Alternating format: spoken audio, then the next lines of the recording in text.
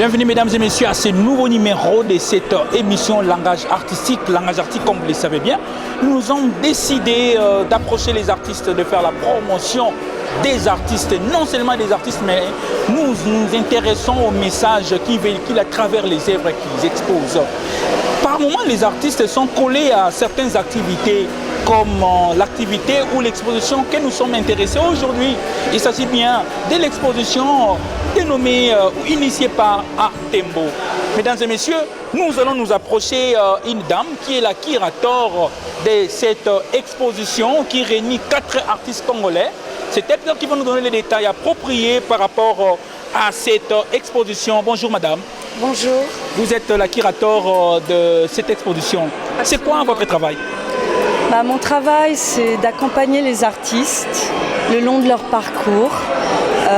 Quand nous faisons des résidences, avant que les gagnants gagnent, on les accompagne pendant à peu près entre 2 semaines et 1 mois, ça dépend des années.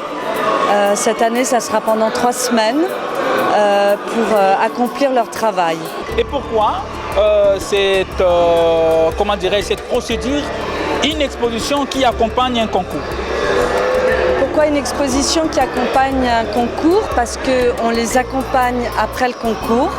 Cette exposition, c'est une exposition des finalistes de 2019 et on veut les suivre pas seulement pour qu'ils gagnent, mais aussi pour qu'il y ait un partage des connaissances, pour suivre leur évolution dans l'art, pour leur donner une chance d'avoir une plus grande visibilité, puisqu'on les a choisis, on est des professionnels de l'art, donc on les a choisis avec beaucoup de subtilité, pas seulement de la subtilité, mais aussi un esprit d'analyse, aussi de l'intuition. Et donc c'est normal qu'après ces finalistes de 2019, qu'on puisse continuer à accompagner leur travail, Nous sommes des professionnels de l'art. Ça, c'est les mots qui m'intéressent. Vous êtes artiste. Je suis artiste. J'ai un collectif ici en RDC qui s'appelle Congo Astronautes. Mais je suis aussi enseignante. J'enseigne l'art depuis 25 ans. J'ai enseigné l'art en France, j'ai enseigné l'art aux États-Unis, j'ai enseigné l'art dans la brousse et j'ai enseigné l'art à l'Académie des Beaux-Arts de Kinshasa. C'est vrai. Comment vous signez vos œuvres? Congo Astronautes. Mais ça, c'est pas votre nom, ça c'est une structure, c'est un collectif. Oui, mais j'ai toujours travaillé en collectif. J'ai toujours créé des œuvres collaboratives ou des œuvres collaboratives. Mesdames et messieurs, nous allons garder cet artiste parce qu'on aura l'occasion d'entrer en profondeur par rapport à elle. Parce que comme elle nous dit, elle est artiste, ça sera l'occasion pour nous peut-être le prochain numéro d'entrer en profondeur par rapport à elle et à son style d'art. Donc madame, nous voulons déjà vous dire au revoir, mais vous avez peut-être un mot à passer à ceux qui nous regardent là. L'art, c'est ce qui rend la vie plus intéressante que l'art. L'art, c'est ce qui rend la vie plus intéressante que l'art. C'est les mots. Voilà, c'est une citation de Robert Filiou, un artiste que j'aime beaucoup, qui est un de mes maîtres à penser. Mesdames et messieurs, nous allons continuer, nous allons découvrir la quintessence de cette exposition. Et là, nous allons nous intéresser à celle qu'on appelle Stéphanie, qui est la chargée de la communication de cette activité. A tout de suite. Merci.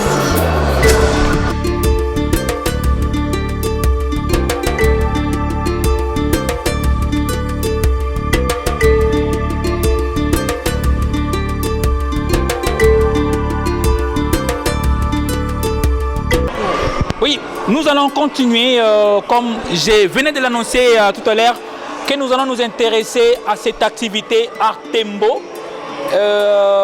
Stéphanie, c'est elle la chargée de communication de cette activité. Bonjour Stéphanie. Bonjour. Pourquoi elle sourit? Parce que c'est la manière dont c'est présenté, je trouve ça très intéressant. Oh, je t'ai pas bien présenté. Si, c'est ça, je suis chargée de communication de ce projet. C'est bien. C'est quoi les projets? Alors, Artembo, c'est un concours d'art contemporain qui est dédié à la jeune scène créative de Kinshasa. Donc ça fait maintenant 5 ans que ce concours existe et l'intérêt c'est de donner l'opportunité à des jeunes artistes de pouvoir communiquer avec le public, de pouvoir sortir leur travail de leurs ateliers, de pouvoir rencontrer des professionnels du monde de l'art et tout simplement de pouvoir évoluer dans le marché de l'art qui est un marché plutôt compliqué et difficile d'accès. Très intéressant comme projet, la 3e édition déjà. 5e. Ah, moi je suis en retard. Moi je suis en retard. Ah, papa, Artembo saison 5, ça fait déjà 5 ans que ça existe. Et du coup, cette année, c'est vrai qu'on a vraiment misé sur la communication, sur les innovations. On essaye d'être le plus proche possible du public, qui sont les personnes qui permettent de faire vivre ce projet. Parce que s'il n'y a pas de public, il n'y a pas de Artembo et il n'y a pas d'artiste et le travail a beau sortir, mais personne ne le voit. Donc, les bilans c'est déjà comment? 5e édition, c'est un enfant de 5 ans, tu vois, t'imagines déjà. C'est un enfant plutôt évolué, c'est un enfant qui est encore en train de grandir. Un enfant de 5 ans, il est un peu naïf, il a encore besoin qu'on le prenne par la main. Et d'ailleurs, je vous invite à nous suivre sur les réseaux sociaux, sur Artembo Kinshasa Facebook, Instagram Artembo_Kinshasa. Et petite nouveauté cette année, on a un site internet qui est aussi www.artembo-bracongo.org. Pour les personnes qui souhaitent s'inscrire, c'est dans l'onglet inscription. On reçoit toutes les candidatures jusqu'au 1er mars et après ce sera le 10 avril, la soirée de révélation. Il y a tout un programme qu'on vous réserve que je ne dévoilerai pas là. Pour ça, il faudra nous suivre sur les réseaux sociaux et bien sûr participer à tous nos prochains vernissages. Elle parle bien, vous sentez que elle est la chargée des communications des artistes. Alors, tu es journaliste? À mes heures perdues, ouais. Artiste aussi? À mes heures perdues, oui, mais pas dans l'art contemporain. Mais on va dire que c'est une forme d'art de pouvoir mettre tout ça en place avec ma collègue que vous avez vue juste avant. Donc c'est la même famille, c'est la même famille. Vraiment, c'était un plaisir pour nous de découvrir, de parler de ces projets. Et vous allez les constater, il y a eu la différence par rapport à d'autres éditions parce que pour cette année, il y a une exposition qui précède le concours. C'est ça, en fait il y en a plusieurs, donc on en a fait une première le 10 janvier pour le lancement du concours, on en fait une aujourd'hui le 24 janvier, il y en aura une autre le 7 février, un vernissage, un autre le 28 février et puis après ça va être les résidences de création plus la grande soirée de révélation. La particularité c'est que les dates que je viens de vous donner ce sont les dates des vernissages et qu'après ces vernissages les œuvres restent accrochées pendant les 2 semaines qui suivent et d'ailleurs c'est pour ça que je vous invite à nous suivre sur les réseaux sociaux. Parce que c'est vraiment notre manière de communiquer cette année parce qu'on sait que les gens sont sur leur téléphone et on essaye de créer de la proximité comme ça. Donc je pense qu'il reste encore 2-3 événements ici à Kinart Studio. L'entrée est gratuite et puis on vous attend nombreux pour venir soutenir l'art, les artistes et puis c'est le Congo qui gagne quoi. Mais pourquoi quand tu parles de l'art tu bouges? Parce que c'est punchy. Mesdames et messieurs, nous allons faire les tours des artistes qui ont pu exposer, donc les 4 artistes qui ont pu exposer, et découvrons ces artistes. Très intéressant. Au revoir. Au revoir.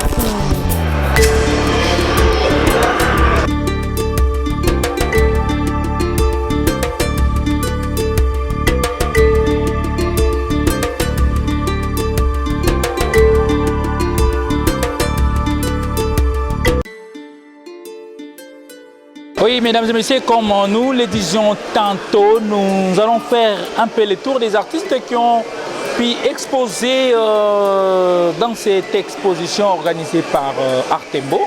Et là, nous allons nous approcher un artiste dénommé Bodisumbu, à qui nous disons bonjour. Bonsoir. Comment ça va? Ouais, ça va, super bien. Bodisumbu, un artiste sculpteur. C'est Bodisundi. Disundi. Aidez-nous un peu. Disundi. Disundi. C'est S-U-N-D-I. Ok. Qui signifie? Selon une légende, on dit que ça signifie. Selon une légende, ça signifie l'homme qu'on cherche qu'on ne trouve pas. L'homme qu'on cherche qu'on ne trouve pas. Voilà. C'est encore philosophique. L'homme qu'on cherche qu'on ne trouve pas. Ouais. Donc quand on cherche beau, on ne le trouve pas. pas facilement. Il faudrait vraiment bien le chercher. Quoi. Et mon interrogation, c'est ça aussi, hein, beau, et qui se retrouve encore dans l'art du beau. Ouais, en quelque sorte. Ouais. Je suis là en train de travailler sur le beau, en train de travailler sur moi-même aussi. Quoi. C'est par destin ou comment? Je suis né dans ces milieux en fait, j'ai vécu dans ces milieux artistiques. Je suis né d'un père artiste, donc il m'a appris à faire ce que je suis en train de faire. Et parlez-nous un peu de votre père. Papa, c'est un artiste sculpteur, il travaille sur des bronzes et il a fait plusieurs expositions à son époque et tout, où il fait souvent des grandes girafes en bronze et tout. Et donc je suis ses pas et j'essaye d'améliorer par rapport à moi, par rapport à ma façon de voir les choses, parce que je suis venu au monde, je suis venu dans le milieu au fait où il m'a mis au monde, donc je m'accoutume avec et j'essaie de faire de mon mieux aussi, apporter ma touche à moi aussi. Quoi. Et pourquoi Beau? Beau, c'est en fait le nom de... Beau, c'est en fait le nom de mon père et de ma mère. Donc mon père s'appelle Aubin et ma mère s'appelait Betty. Donc B-E et A-U de Aubin. Et ça fait Beau comme voilà. Beaux-Arts aussi. Ouais, voilà. Sans X, hein, il n'y a pas d'X à la fin. Ah ben oui, mais quand on parle de Beau, on voit Beaux-Arts.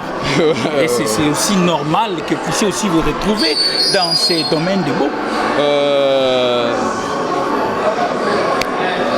On peut dire le destin. Qu'est-ce que Beau nous a présenté cette soirée? J'ai réalisé 2 séries d'œuvres. La première série, je parle un peu du rêve. Je parle un peu de ce côté où on doit rêver grand. On doit s'épanouir dans ce qu'on fait en fait. Donc, c'est projeter si possible. Faire en fait une petite projection. Ok, nous sommes là. Une petite projection dans nos rêves, en fait. C'est juste nous permettre de sortir de notre corps et tout. Donc, c'est juste un moyen de... J'essaie un peu de symboliser un peu le côté rêverie et tout. Donc, c'est ce que j'essaie de le faire en bronze. Et l'autre côté, je parle un peu du vélo. À l'image de la vie, en fait. C'est les bicyclettes, en fait. La course, les grandes courses de vélo et tout. À l'image, en fait, c'est une façon de dire que nous tous, on peut avoir des vélos. On peut avoir cette envie de faire du vélo, mais à la fin, chaque personne choisit sa façon de l'utiliser. Il y a ceux qui veulent en faire pour un sport, il y a d'autres qui veulent s'amuser avec, il y a d'autres qui veulent garantir ou faire des exercices physiques pour la santé, il y a d'autres qui en font une expérience. Donc, c'est juste ce côté-là où je suis en train de questionner un peu ces côtés vélo et tout, bicyclette avec l'enfant et tout. Et en même temps, sur toute cette série, j'essaye un peu de déconstruire. J'essaye aussi de déconstruire en fait le bronze, en fait, la matière au bronze et tout. Je suis en train de vouloir déconstruire et après reconstruire la chose. Donc c'est juste. Donc c'est quoi les messages quand vous nous parlez de vélo, de la reconstruction, des constructions? Oui, c'est bien beau, mais c'est quoi les messages? Moi personnellement, je l'ai fait pour une expérimentation. Ce sont des expérimentations que j'ai fait qui me procurent en fait une liberté. Parce que je me mets des défis et à travers ce défi que c'est à travers ces défis que je cherche à m'épanouir en fait. Donc c'est une façon de me libérer de ce que je sais, de ce que je suis, de où je suis en fait. C'est une façon de me libérer juste. Donc c'est une manière pour moi de me libérer en fait de donc, ce que le vélo pour Beau Disundi, c'est une façon pour lui de se libérer. Oui, en quelque sorte, c'est juste d'une manière philosophique. Hein. D'une manière philosophique, oui, parce que l'émission, c'est le langage artistique. Okay, donc, à travers l'art, il y a moyen de passer un message. Pour ceux qui vont te regarder, ceux qui vont regarder l'art présenté par notre artiste, c'est quoi les messages? Okay. Mais pour cette série, c'est juste qu'on ne nous permette, qu'on ne nous empêche pas de rêver en fait. Je souhaite à ce que les gens puissent rêver grand. C'est quoi la place des rêves pour Beau? Si je ne rêvais pas, je ne pense pas que je pouvais être là en train d'exposer et tout. si je ne rêvais pas, je crois que vous n'allez pas être là en train de m'interviewer. Donc les rêves, c'est la porte pour l'explosion ou la découverte d'un artiste. Non seulement d'un artiste, mais je crois qu'il y a beaucoup des grands noms qui sont passés par là, en fait. Qui sont passés par ce côté où ces mondes où ces mondes où ils se sont permis de tout faire. Et à partir de là, ils peuvent découler ou faire en sorte que l'idée initiale de ce qu'ils veulent réellement réaliser puisse se passer, en fait. Donc c'est juste une manière de s'exprimer, en fait, pour chacun. Mesdames et messieurs, c'est à l'occasion de Art Tembo que nous avons pu découvrir cet artiste qui porte le nom de Bo Disundi. Comprenez que nous sommes en plein vernissage de l'exposition organisée par Art Tembo. Et pour nous séparer avec vous, peut-être la petite question qu'on allait vous poser, comment vous êtes-vous arrivé à Art Tembo? J'ai postulé à l'édition précédente, c'est les saisons 4 et tout, et j'ai été retenu. Après, j'ai passé une résidence artistique sur place et puis après j'ai gagné un prix public à l'édition précédente et tout. Donc j'ai juste postulé et puis après j'ai été retenu. Ok. Et Bo s'est satisfait de participer à cette compétition et à travers ça, il s'est dit déjà être connu. Non, je ne suis pas encore connu, je suis en train de travailler dessus. Et oui, je suis satisfait parce qu'ils m'ont donné une visibilité, ils m'ont donné accès au public, parce que je travaillais, j'ai rêvé tout seul et tout. Et ils m'ont permis une partie de ma démarche artistique, qui m'ont permis de me rendre visible, oui. Mesdames et messieurs, c'était pour vous Bo Disundi, un artiste sculpteur que l'on a pu découvrir à l'occasion de cette exposition organisée par Art Tembo. Et comme nous le disions tantôt, nous allons faire les tours des 4 artistes que nous allons vous faire découvrir à travers cette émission Langage Artistique. A tout de suite.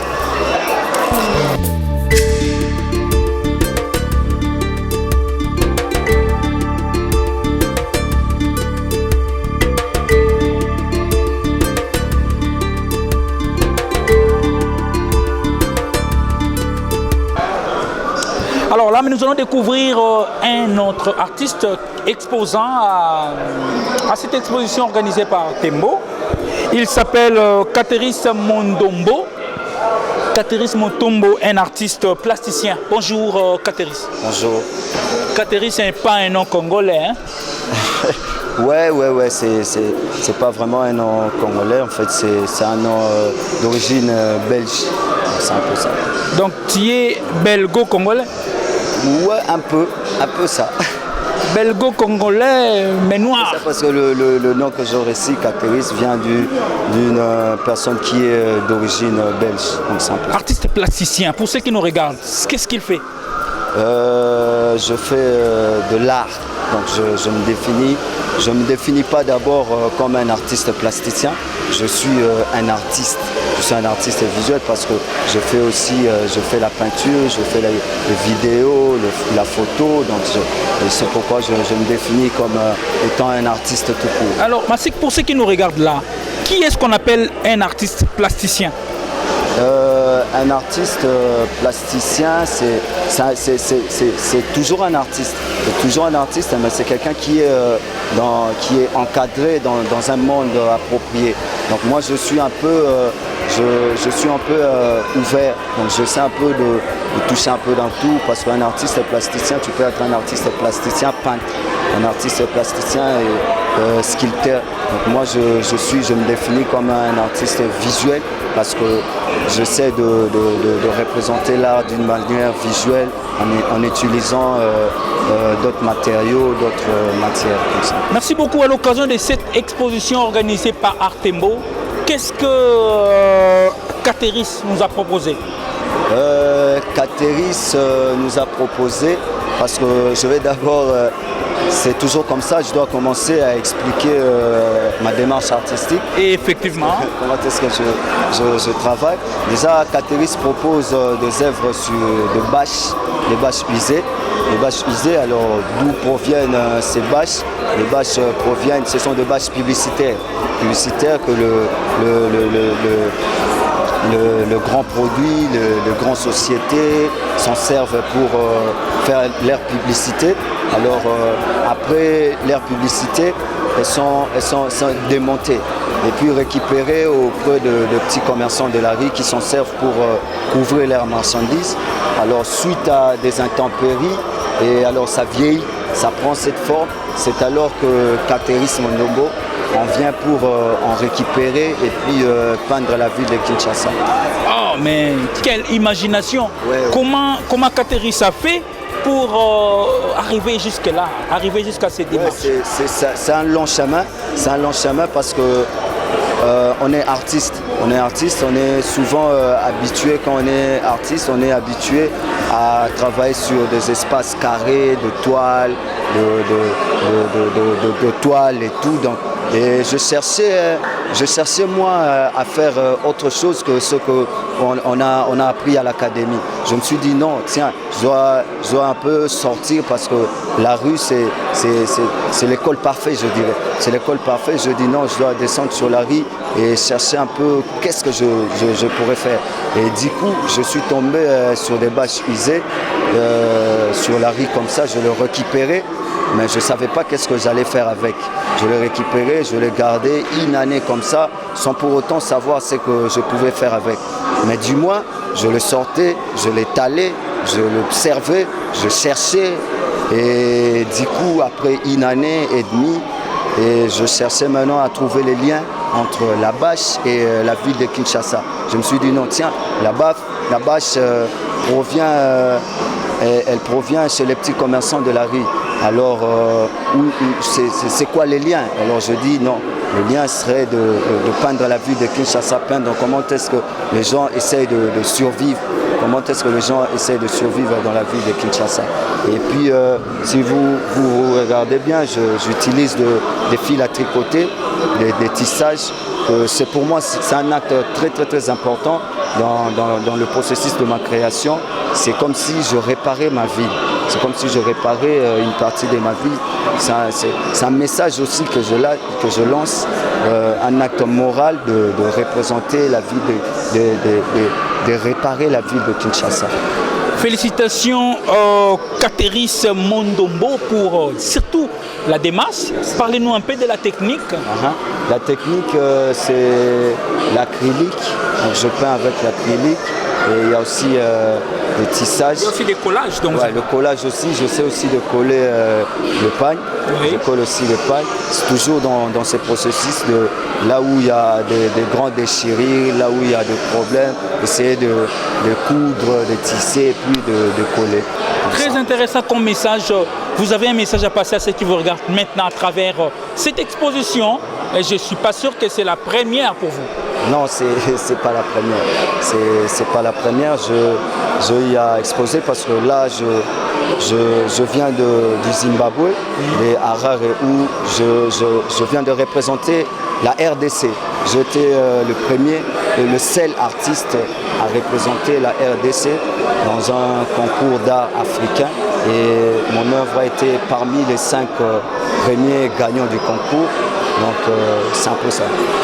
Mesdames et messieurs, nous continuons les tours, nous n'allons pas dire des stands, mais les tours des artistes qui ont pu exposer à cette exposition organisée par Artembo.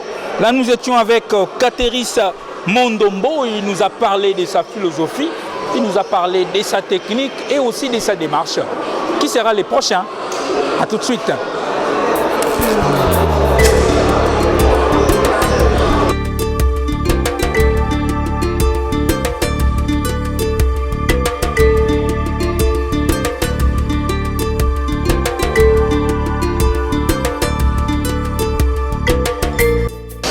Continuons les tours des artistes qui ont pu exposer à cette exposition de Artembo. Lui, c'est Emmanuel Koto. C'est un artiste photographe. Je suis derrière moi, vous arrivez quand même à voir les œuvres qu'il a exposées. Bonjour Emmanuel. Bonjour monsieur, d'abord je suis Emmanuel Koto et une petite rectification, je suis artiste visuel. Je travaille plus dans la photographie et la vidéographie. Mais il y a une différence entre un artiste visuel et un artiste photographe. Bien sûr, parce que quand on dit un artiste photographe, on essaie de nous mettre dans un carcan. Et j'ai fait plus la photographie certes, mais je m'expérimente aussi dans la vidéo, dans le design et dans d'autres techniques. Mais à travers cette exposition, vous nous avez présenté quoi? C'est les médiums, c'est la photographie? Oui, là j'ai présenté la photographie et une installation vidéo qui va dans le son et une petite projection sur une télévision. En fait, je parle de la télévision comme concept de départ et je photographie sur des télévisions, des images qui passent à travers la télévision et je capte pour en transcender, pour donner un message au-delà de ce qu'on voit. Donc vous transformez, je peux dire, les messages qui sont véhiculés à travers la télévision. Ouais, et explicitement sur ce projet, sur cette expo, je me suis attardé sur Kuluna TV. C'est une chaîne que j'ai imaginée. Je photographie des émissions télé sur des arrestations des personnes présumées criminelles et qui passent à la télé. Et c'est là que je me suis attardé sur ce projet. Et pour aboutir à quoi? Parce qu'il y a toujours une démarche. Ouais, en fait là je suis plus dans l'interventionnisme artistique. C'est une interpellation sur l'appareil judiciaire congolais et je questionne, est-ce que ces gens doivent être aussi jugés sans procès comme tel, procès conventionnel? Ils sont jugés par le public ou par la population qui les arrête. Ils sont parfois lynchés, torturés. Et c'est une démarche qui questionne le système judiciaire et la question de la justice populaire aussi. Et ça passe à travers les médias. Est-ce que c'est juste ou pas? Ça, sont des questions basiques que je me pose sur ces photos. Emmanuel Koto, parmi les artistes sélectionnés à participer à la compétition ou au concours Artembo, comment avez-vous trouvé cette organisation? Oui, en fait, nous avons eu à participer à l'édition précédente, la 4e édition. C'était en 2019. Et j'ai été retenu parmi une centaine de candidatures. Déjà, c'est une chose. On était à 12 et on a eu à travailler, à présenter. Enfin, moi, j'étais surpris de voir la qualité de tous les 11 autres artistes participants. Et j'ai beaucoup appris. J'ai appris des coachs, j'ai appris des amis artistes venant de différentes configurations. Et c'était une belle expérience pour moi, en fait. Ça m'a mûri énormément. Nous disons que 5 minutes pour Emmanuel Koto ne suffisent pas. On aura le temps d'approcher Emmanuel Koto pour parler en profondeur de ce qu'il arrive à réaliser, de sa démarche, de sa technique. Au-delà de capturer, d'utiliser la photographie comme moyen, comme un médium, il peut y avoir d'autres techniques qu'il arrive à utiliser ou à s'en servir pour se démarquer des autres photographes. On aura le temps d'aborder prochainement. Vous avez peut-être un mot à passer à ceux qui nous regardent maintenant à travers cette émission Langage Artistique et surtout pour cette exposition. Oui, déjà j'invite tout le monde à venir parce que Langage Artistique c'est une émission suivie largement et je passe le message au public, aux téléspectateurs de pouvoir passer au Kinar Studio qui se situe à Utex Africa, référence en face des Showbuzz, de passer voir l'expo qui continue jusqu'au 5 février si je m'abuse. Et j'invite aussi les publics congolais de s'intéresser un peu plus à l'art contemporain congolais. C'est important. C'est ça le message capital et consommons l'art congolais, c'est important. Consommons l'art congolais, nous empruntons les mots de l'artiste Emmanuel Koto. C'est par ces mots que nous voulons déjà vous dire au revoir, parce que c'était l'occasion pour nous de vous faire découvrir cette belle exposition. Nous suivons les artistes, c'est notre travail. C'est une occasion pour nous de les accompagner, de les promouvoir. Mesdames et messieurs, c'est la fin de cette émission. Retrouvons-nous au prochain numéro. Au revoir.